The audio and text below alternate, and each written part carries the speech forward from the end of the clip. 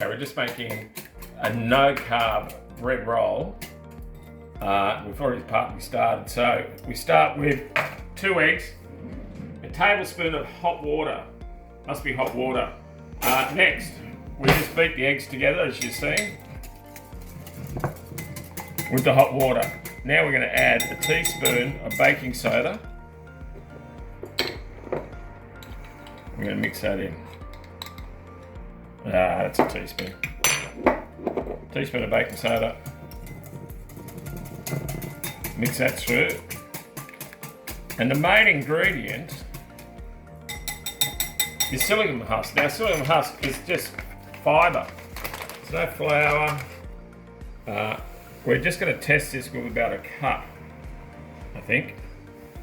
We're going to look up here. Where does it say cup? It's half a cup. I don't know. We'll go a whole cup. We'll go 3/4 of a cup. That's simple. Psyllium husk in. Now what psyllium husk will do, we'll mix this together. Psyllium husk will start sucking all the moisture. So while this looks wet and strange, it's probably a bit too much psyllium husk, but it'll come together.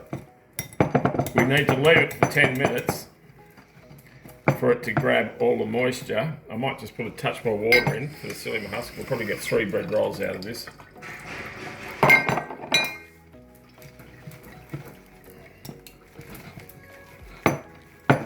And you need to let it sit for 10 minutes. And then we're going to knead it into bread rolls.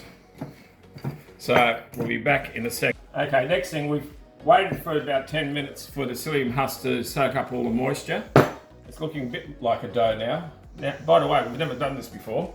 We're going to grab a pan and put it somewhere. And then, because I'll stick for sure. This is out of my air fryer. We'll just use one of those things. Now, all I'm going to do is put water on my hands. It doesn't stick so much. And here we go. We'll just mould them into what we think is a reasonable amount for a bread roll. It actually works quite well on the hands. Just give it a bit of a knead. We'll do small ones just to start and see how we go. We'll probably get 6 out of this. So, just give it a quick knead. You don't really need to knead, it's more just putting it together, turn it into some sort of shape. Okay, we're just doing the last one now. Remember, just keep your hands moist, then they won't stick. As you can see, nothing sticking on the hands. Okay, next, all we're going to do is put them in the oven for about 25 minutes in a preheated oven at 180, and we'll see what happens after 25 minutes. And my cameraman's going to do the timing for me, Mr. Cameraman. So we're going to go in. We're going to go on the bottom shelf, not the top shelf. You don't want to burn them. So go on the bottom shelf. Okay, 180 Celsius, which is about 375 Fahrenheit. 25 minutes, and let's see what happens. So about 20 minutes actually. I thought 25. Let's have a look at 20 minutes.